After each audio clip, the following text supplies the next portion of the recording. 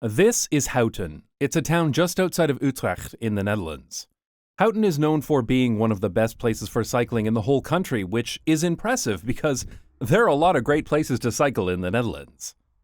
But this is also unsurprising in a way because from the very beginning, Houten was purposefully designed with a focus on people, greenery, and slow traffic. The designers of Houten did several things to achieve that goal, but the most fundamental one is fairly simple.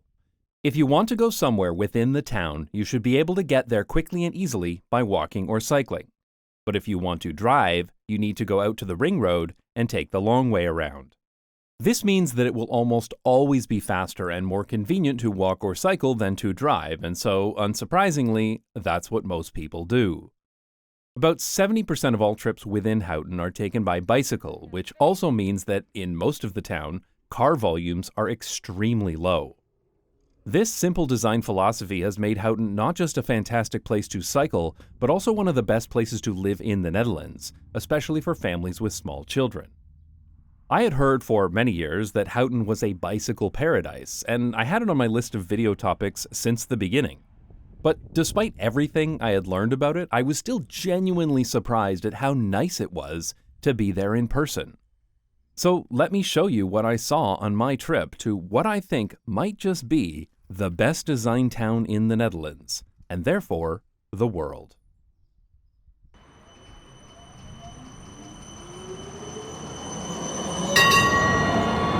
The municipality of Houten was established in the early 1800s, but when plans were drawn up for expansion in the 1970s, the village only had a population of around 4,000 people. Today, the population is over 50,000 people, which means that the vast majority of Houten has been built recently. From above, Houten looks like this, and it's made up of two circular sections. The top circle was designed first and built in the 1980s. The bottom circle was a more recent expansion and built in the early 2000s, following the same basic design principles as the original. You can see the ring road, which goes around both areas like a figure 8. These are the only roads that are through routes for cars, shielding the neighborhoods inside from motor vehicle traffic. Near the center of each circle is a train station, which means that despite having a relatively small population, Houten has 2 train stations. But what Houten is most known for is its extremely safe and efficient cycling network. Houten has become so famous among urban planners that the municipality actually has an international cycling manager. And every year, hundreds of urban planners from all over the world come here to take bicycle tours and learn about how to design great cycling infrastructure.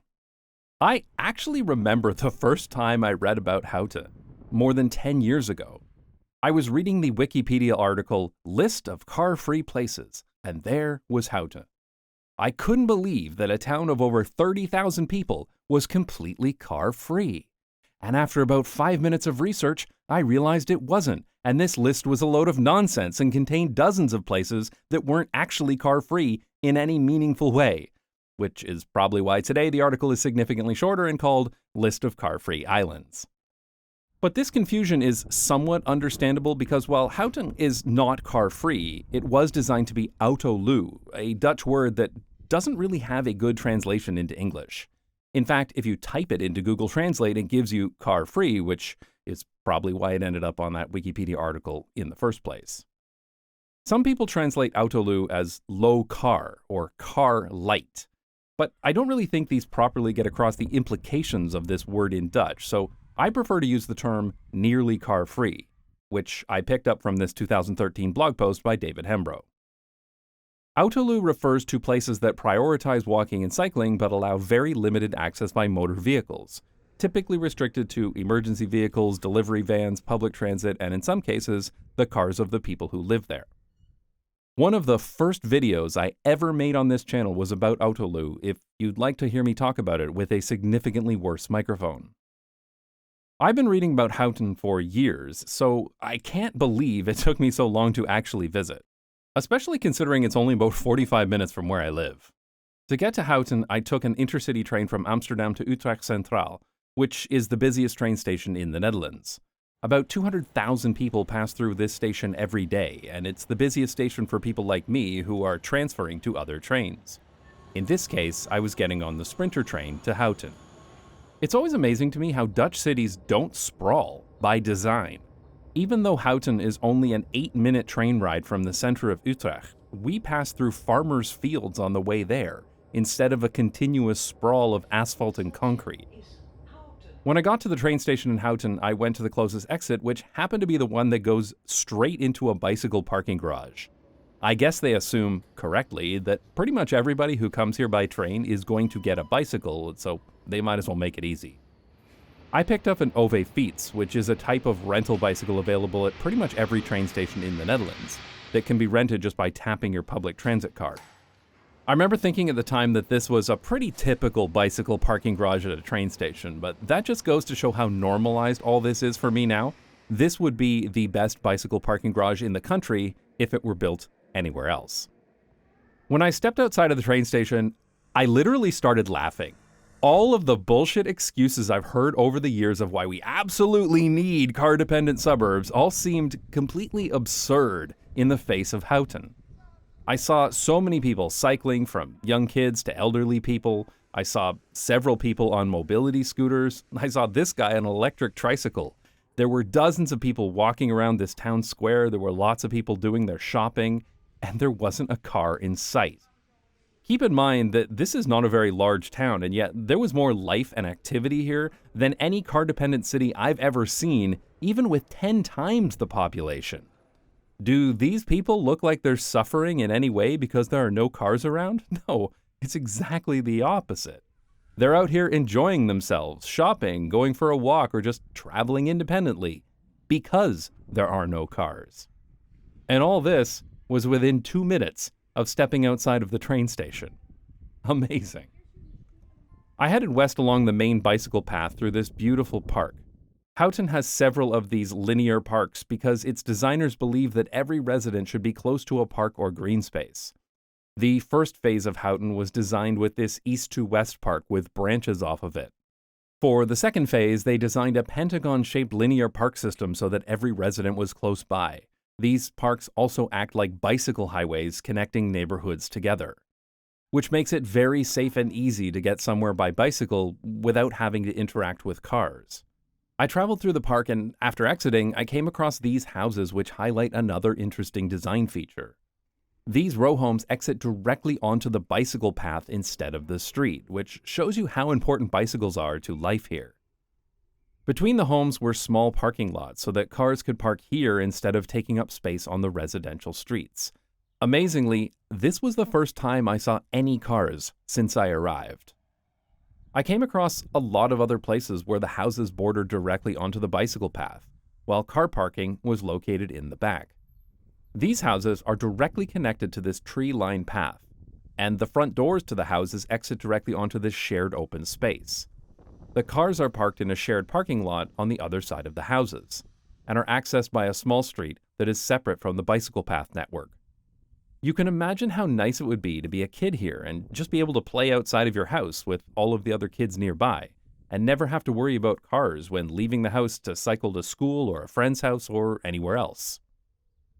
Houten has a very wide variety of different housing types. There were some places that had single-family homes, but I saw many small apartment buildings and lots of townhouses as well.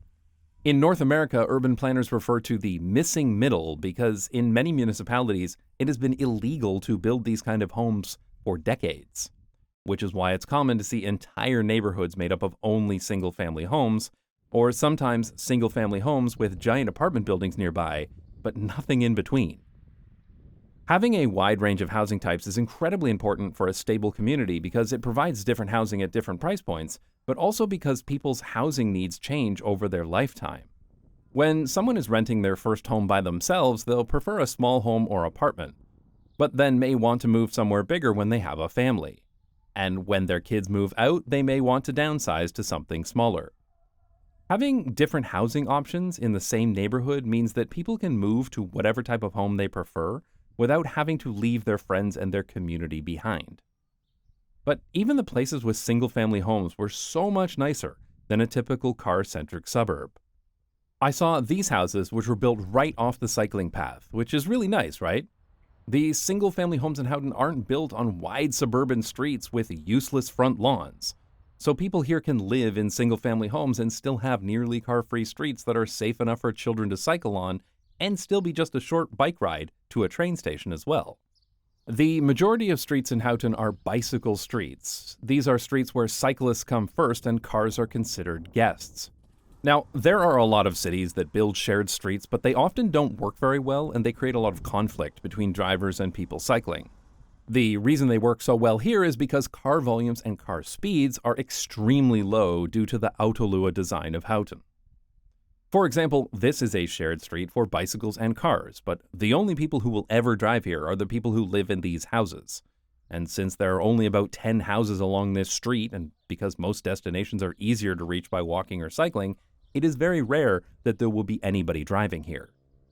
Like most streets in Houten, this street is designed so that the people living here can own cars and can drive here, but this is not a street for through traffic.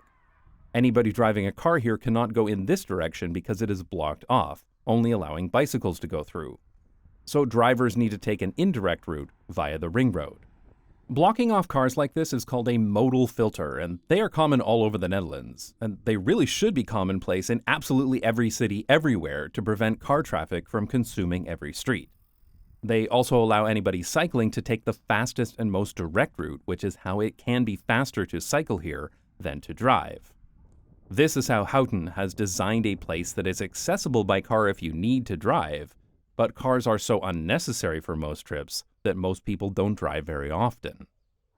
Emergency vehicles can, of course, use routes that are normally off-limits to cars, and they can also drive on the bicycle paths if necessary, which is common in other parts of the Netherlands too, and I've talked about that in a previous video.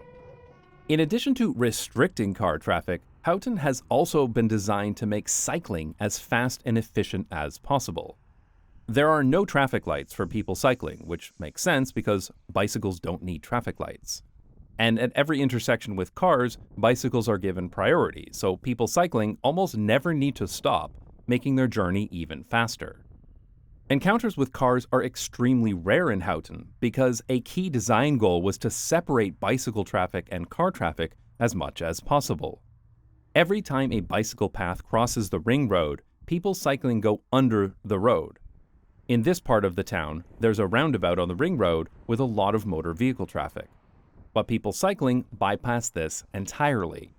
Underneath the roundabout is a kind of roundabout for bicycles, though people cycling can go in either direction, of course, because bicycles are not cars, and so bicycle infrastructure should be designed differently, not just as a mini version of car infrastructure. These paths connect to the linear parks that link neighborhoods together, which makes it possible to cycle to many destinations within Houten without ever interacting with any cars at all.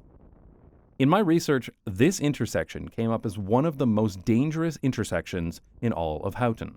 Which, okay, there are a few issues here from a Dutch cycling point of view, but wow. I wish we could all live somewhere where this was as dangerous as it gets, which is why you see children, even young children, cycling everywhere in Houten. The design of this town allows a high level of independence for kids, allowing them to go wherever they want without needing their parents to take them there. This is how little kids get from school to daycare. The younger kids are in the child carrier and the older ones can start to ride independently on their own bicycles, which is actually fairly common in the Netherlands. If you can't understand how this is a better way for children to grow up compared to being shuttled around in cars, I don't know what to tell you. Now, Houten is mostly residential, so while the majority of trips within town are taken by bicycle, a lot of residents work in other cities and often drive to get there. Though there are some areas with commercial and light industrial buildings that are still accessible by bicycle just outside of the ring road. This commercial area is interesting though because it's inside the ring road and still clearly accessible by car.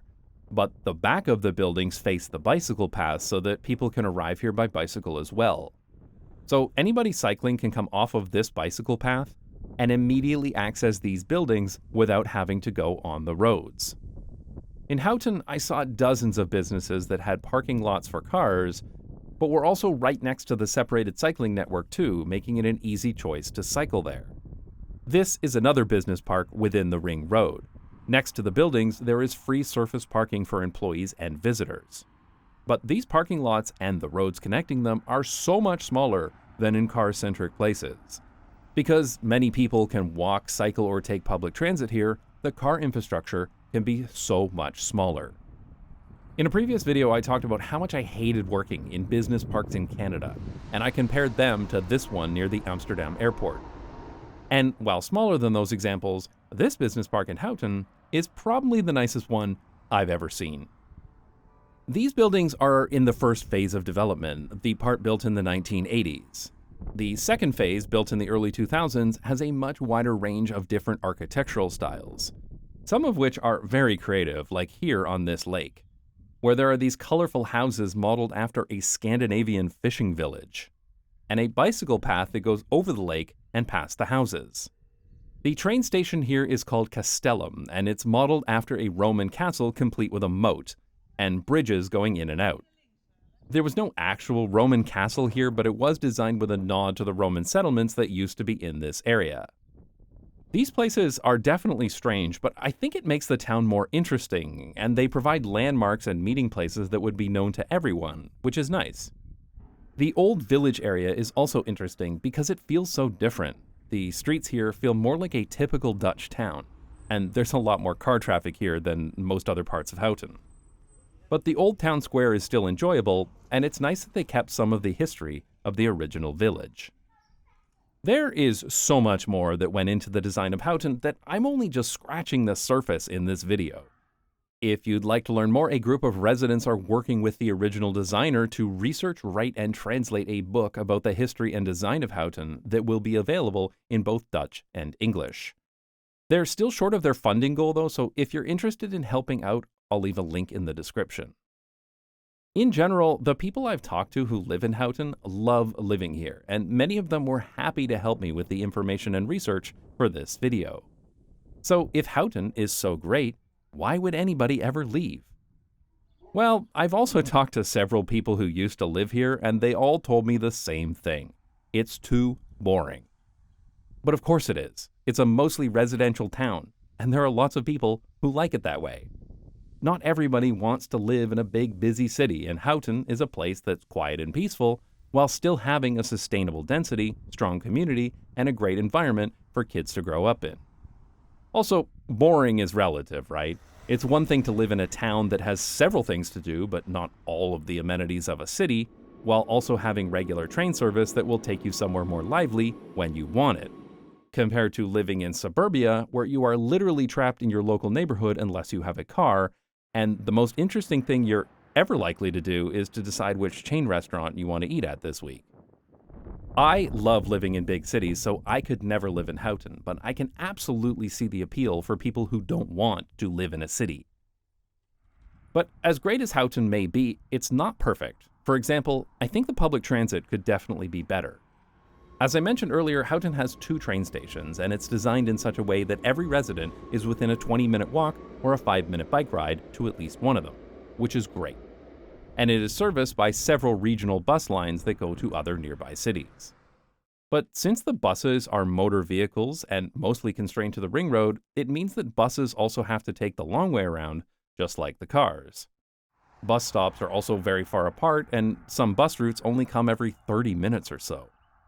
So I think that Houten could benefit from more buses or even a tram line that connects to destinations within the town without always having to use the ring road. For example, the neighboring towns are connected to Utrecht by LRT with several stops within the town. Technically, Houten used to have a tram, but it was really more of a rail shuttle between the main train station and Castellum, which was shut down once Castellum was converted to a train station. In general, the area around Castellum station feels more cramped and less inviting than the area around the main train station. And I really don't like how they put the entrance to the parking for the square here, so that the area under the train station needs to be accessible by cars and feels very barren and uninviting. But these are minor complaints, and for the most part, the town is designed exceptionally well. There is one thing I absolutely hate about Houten though. And that's the mopeds in the bicycle paths. This is a problem in the majority of the Netherlands, so this isn't something that's unique to Houten. And the history of why mopeds are allowed in the bicycle path is complicated, as are the rules around the different kinds of mopeds and microcars and what's allowed where, so I'm gonna have to save that for a future video. But I think the mopeds are particularly egregious here in Houten because otherwise the bicycle paths are almost perfect. Amsterdam banned mopeds from most bicycle paths in 2019, and while it hasn't completely solved the problem, it has become much, much better since then. If Houten is not willing to do the same, then at the very least they need to set up average speed cameras on popular bicycle routes, because it is absolutely ridiculous how fast people ride these motor scooters even when there are little kids and elderly people around.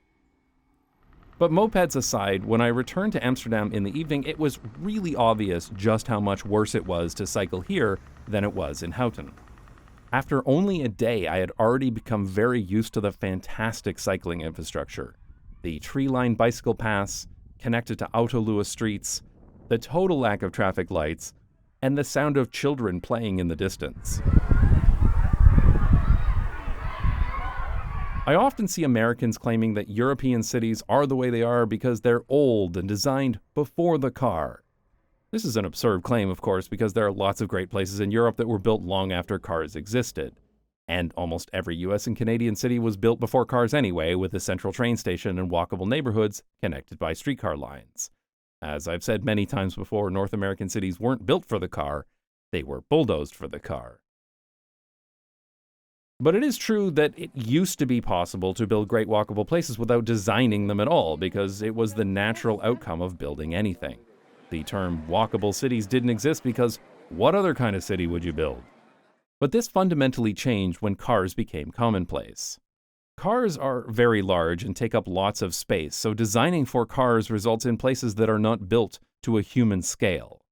Designing car-friendly infrastructure necessitates pushing places farther apart, to the point where they're not accessible by walking and difficult to cover by public transit. Cars are dangerous, so they discourage travel by bicycle or other methods because people don't feel safe outside of a car. And cars create a lot of local air and noise pollution too, which makes places unpleasant to be in. And if left unchecked, cars will consume all of the space available, leaving no room for anything else. All of this means that it isn't possible to build great urban places for people anymore unless you design them in a way that restricts cars. And I think more than anything, this is what we should learn from Houten. Cars are a reality and they're not going away, but also, motor vehicles are actually pretty useful sometimes. I think delivery vans are convenient for carrying bulky things, and I think that fire trucks are a pretty neat invention. I know, burning hot take there. Somebody call the fire department. Technically, the municipality of Houten includes a lot of rural land, but the population density within the ring road is over 5,000 people per square kilometer. That's anywhere from 4 to 10 times as dense as a typical car-dependent suburb. And yet, it's much nicer than any car-dependent suburb I've ever seen by a very wide margin. And while Houten works well on its own as a satellite town, there's no reason why this basic design couldn't work in any city anywhere. If a city built a metro line with stations 2 kilometers apart and put a Houten-style ring around every station, it could provide high-density suburban housing while also being a nicer place to live than any other suburb ever built. The Netherlands needs to build more housing again, and Houten is currently drawing up plans for its next phase of development. There are discussions happening now about the future of this space on the east side of town. The current proposals seem promising, but the original designers are no longer involved, so it will be up to a new generation of planners to continue their legacy. And urban planners everywhere should be watching this closely and studying what elements made this town internationally famous in the first place. Because the world would be so much better if every town and suburb was designed as well as Houten. Thanks so much for watching. If you'd like to support this channel and get early access to future videos, you can sign up to my Patreon at patreon.com/notjustbikes. Or you can watch early on Nebula if you prefer, and get access to exclusive Nebula originals, as well as videos from over 200 other talented creators, all without any ads or sponsorships. If you use the link go.nebula.tv/notjustbikes, you'll support this channel financially and get 40% off an annual subscription. And if you prefer to pay by Ideal instead of a credit card, you can buy yourself a Nebula gift card. I'll leave a link in the description. Thanks for watching, and thanks to everyone who supports this channel on Nebula, on Patreon, or even here on YouTube just by watching this video through to the end. I appreciate it.